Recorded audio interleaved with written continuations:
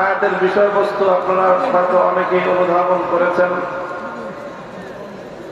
আয়াতের বিষয়বস্তু হলো হযরত রাসূল আকরাম সাল্লাল্লাহু আলাইহি ওয়াসাল্লাম যিনি পৃথিবীতে একটি অনেক বড় ধরনের ইনকিলাব বিপ্লব সাধন করেছিলেন। আইয়ামে জাহিলিয়াতের যুগে সেই আরব বেদুইনদের মরুচারী সভ্যতার বর্বরতার যুগে তিনি মক্কা, মদিনা এবং জাজিরাতুল আরবকে কেন্দ্র করে এমন এক বিপ্লব, এমন এক পরিবর্তন সাধন করেছিলেন, যেই পরিবর্তন শুধু জাজিরাতুল আরবে সীমাবদ্ধ ছিল না, শুধু আরব ভূখণ্ডে সীমাবদ্ধ ছিল না, বরং পৃথিবীর উত্তর থেকে দক্ষিণ মেরু পর্যন্ত সারা পৃথিবীকে আন্দোলিত করেছিল।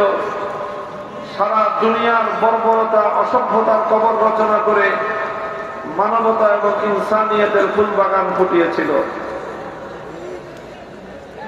রাসূল সাল্লাল্লাহু আলাইহি ওয়াসাল্লাম সর্বকালের, সর্বযুগের সর্বশ্রেষ্ঠ বিপ্লবী। তিনি পরিবর্তন এনেছেন। তিনি জাহিলিয়াতের অন্ধকার দূর করে তিনি আলো ফুটিয়েছেন, হেদায়েতের আলো। গুমরাহির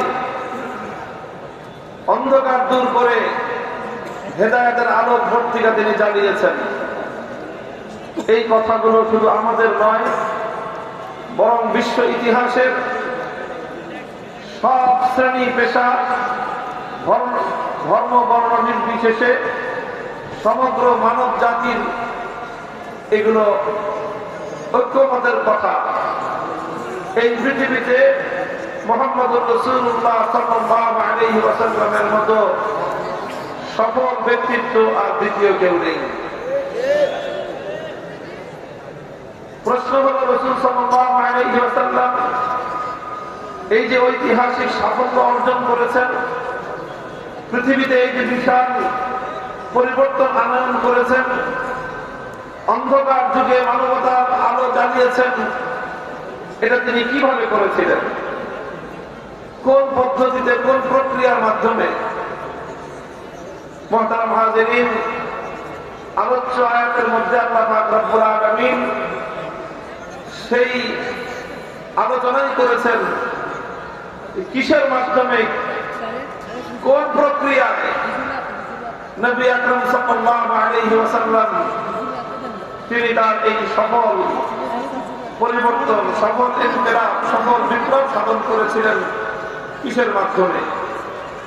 এক কথায় বলতে গেলে রাসূল আকরাম সাল্লাল্লাহু আলাইহি ওয়াসাল্লামের জীবনের যে কর্মসূচিগুলো, সেই কর্মসূচিগুলোই ধারাবাহিকভাবে আমার তেলাওয়াতকৃত আলোচ্য আয়াতের মধ্যে উঠে এসেছে। আমার তেলাওয়াতকৃত এই আয়াত, যেটা আমি সূরাতুল জুমআহ থেকে তেলাওয়াত করেছি, ঠিক একই বিষয়বস্তু আরেকটি আয়াত আল্লাহ পাক নাযিল করেছেন সূরাতুল বাকারার মধ্যে। সামান্য একটু শব্দের পার্থক্য, কিন্তু মূল বিষয়বস্তু একই।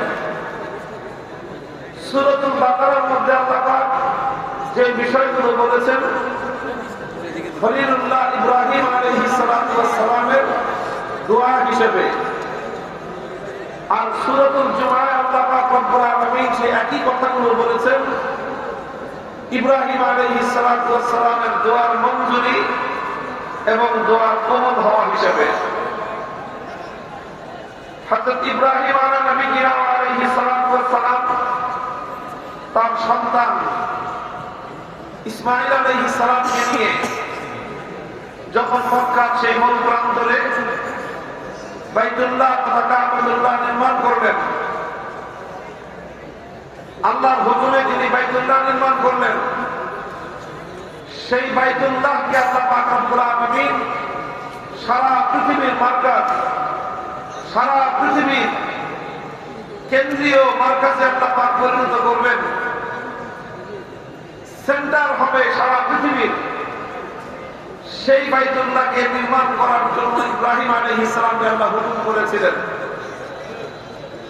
ইব্রাহিম আলাইহিস সালামের সামনে তখন মক্কা তৎকালীন সময়ের বাস্তবতা ছিল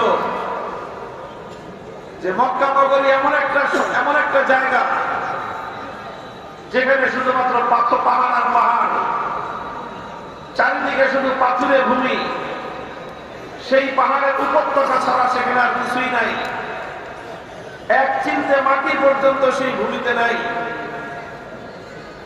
কোন ফল ফসল ফুলের গাছ তো দূরের কথা, একটা সাধারণ ঘাস বা গাছ পর্যন্ত সেখানে উৎপন্ন হয় না। সেরকম কোন ফল নাই, ফসল নাই, উৎপাদন নাই, সেখানে তেমন কোন গুরুত্বপূর্ণ আকর্ষণীয় অন্য কোনো কিছু নাই যেটা সারা দুনিয়ার মানুষকে আকৃষ্ট করবে। বড় ধরনের কোন জনবসতি নাই। এই অল্প কিছুদিন আগে এখানে ছোট্ট একটা বসতি গড়ে উঠেছে নজরুলের। তো এই বাইতুল্লাহ সারা দুনিয়ার মানুষের জন্য মারজা হবে, সারা দুনিয়ার মানুষের জন্য কেন্দ্রবিন্দুতে পরিণত হবে। এটা হবে কিভাবে? এমনি এমনিতে হওয়া সম্ভব নয়। কোন বিল্ডিং দিয়ে মার্কাজ হয় না, কোন ভবন দিয়ে, কোন দালান কোঠা দিয়ে, কোন ইমারত দিয়ে দুনিয়াতে কোন জিনিসের কেন্দ্র বা মার্কাজ তৈরি হতে পারে না। মার্কাজ হওয়ার জন্য মার্কাজি কর্মসূচির প্রয়োজন হয়, কেন্দ্র হওয়ার জন্য কেন্দ্রীয় কর্মসূচির প্রয়োজন হয়। আর সেই কেন্দ্রীয় কর্মসূচি, মার্কাজি কর্মসূচি, এটা হাওয়া থেকে নেমে আসে না। সেটা সেই কেন্দ্রীয় কর্মসূচির জন্য, মার্কাজি কর্মসূচির জন্য প্রয়োজন হয় একজন মার্কাজি শখসিয়ত, কেন্দ্রীয় ব্যক্তিত্বের প্রয়োজন হয়। এই জন্য ইব্রাহিম আলাইহিস সালাতু ওয়াস সালাম বাইতুল্লাহ শরীফ নির্মাণ করে আল্লাহর কাছে দোয়া করলেন, রব্বানা ওয়াবআথ ফীহিম রাসূলাম মিনহুম ইয়াতলু আলাইহিম আয়াতিকা ওয়া ইউআল্লিমুহুমুল কিতাবা ওয়াল হিকমাতা ওয়া ইউযাক্কিহিম ইন্নাকা আনতাল আজিজুল হাকীম। ইব্রাহিম আলাইহিস সালাম আল্লাহর কাছে দোয়া করলেন যে আল্লাহ, আপনি এই মক্কার অধিবাসীদের মধ্য থেকে একজন ব্যক্তিকে রাসূল হিসেবে প্রেরণ করেন, যে রাসূল এই জাতির নিকট প্রেরিত হয়ে 4টি কর্মসূচি পালন করবে।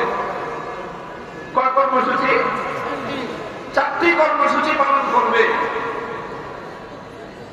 এই 4 কর্মসূচির মাধ্যমেই ইব্রাহিম আলাইহিস সালাতু ওয়াস সালাম আশাবাদ ব্যক্ত করেছিলেন যে এই 4 কর্মসূচির মাধ্যমে সর্বপ্রথম আল্লাহর ঘর বাইতুল্লাহ আবাদ হবে, মক্কা নগরী আবাদ হবে, জাজিরাতুল আরব আবাদ হবে, আরব ভূখণ্ড আলোকিত হবে।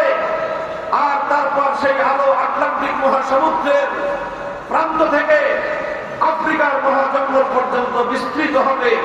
সারা দুনিয়া সে আলোয় আলোয় উদ্ভাসিত হয়ে উঠবে। বিস্ময়কর বিষয় হলো, ইব্রাহিম আলাইহিস সালাম একজন রাসূলের আগমনের দোয়া করলেন, একজন রাসূল প্রেরণ করবার দরখাস্ত করলেন আল্লাহর নিকট। যে রাসূলের কর্মসূচি হবে 4 দফা কর্মসূচি। 6000 বছর পরে আল্লাহ পাক রব্বুল আলামিন ইব্রাহিম আলাইহিস সালাতু ওয়াস সালামের সেই দোয়ার প্রতিশ্রুতি, সেই দোয়ার পরিপ্রেক্ষিতে, সেই দোয়ার ফলস্বরূপ আল্লাহ পাক যখন তার সেই মহান মানব, সেই নবীকে, সেই রাসূলকে আল্লাহ প্রেরণ করলেন, তখন সেই রাসূলের বৈশিষ্ট্য আর কর্মসূচি হিসেবে আল্লাহ পাক রব্বুল আলামিন সেই রাসূলের দায়িত্ব হিসেবে, সেই রাসূলের কাজ কি হবে, সেই কাজ বর্ণনা করতে গিয়ে ওই 4 দফা কর্মসূচির কথাই আল্লাহ উল্লেখ করেছেন। 6000 বছর পূর্বে জনমানবহীন এই পাথুরে প্রান্তরে দাঁড়িয়ে খলিলুল্লাহ ইব্রাহিম আলাইহিস সালাতু ওয়াস সালাম আল্লাহর নিকট সেই 4 দফা কর্মসূচির দোয়া করেছিলেন। এই জন্য সূরাতুল বাকারার আয়াত আর সূরাতুল জুমার আয়াতের মধ্যে একটা চমৎকার সাদৃশ্য রয়েছে। আল্লাহ যখন সেই নবীকে পাঠালেন, সেই 4 দফা কর্মসূচির কথাই বললেন, সামান্য একটু অগ্রপশ্চাতের পার্থক্য। সুতরাং এখান থেকে আমরা স্পষ্ট উপলব্ধি করতে পারি যে কেন্দ্রীয় নেতৃত্বের জন্য, বিশ্ব সভ্যতায় আমূল পরিবর্তনের জন্য, অন্ধকার এবং জাহেলিয়াতকে দূরীভূত করে সারা দুনিয়াকে আলোক পত্রিকায় উদ্ভাসিত করতে হলে আজও পর্যন্ত 4 দফা সেই কর্মসূচির কোন বিকল্প নাই। আজকে সে যুগে আইয়ামে জাহেলিয়াত পরিবর্তন করে রাসূল আকরাম সাল্লাল্লাহু আলাইহি ওয়াসাল্লাম এক মহা সত্যের বিজয় ঘটিয়েছিলেন। আজকে আমরা আওয়ামী জাহেলিয়াতের সময় অতিক্রম করে একটি নতুন সভ্যতা বিনির্মাণের দ্বার প্রান্তে রয়েছি। এই আওয়ামী জাহেলিয়াতে কবর রচনা করে প্রকৃত অর্থেই যদি এ জাতি সফলতা চায়, উন্নতি চায়, প্রকৃত স্বাধীনতার মুক্তি চায়, তাহলে সেই আবার নতুন করে আরেক জাহেলিয়াতের কর্মসূচি দ্বারা এ জাতির মুক্তির কোন সম্ভাবনা নাই। এই জাতি যদি মুক্তি চাও, যদি প্রকৃত স্বাধীনতা চাও, যদি নতুন করে আবার উন্নতি চাও, বিশ্ব মানবতা যদি মাথা উঁচু করে আত্মমর্যাদার বুনিয়াদ হয়ে মাথা উঁচু করে যদি দাঁড়াতে চাও, আল কোরআনের ঘোষিত বিশ্ব নবীর 4 দফা কর্মসূচি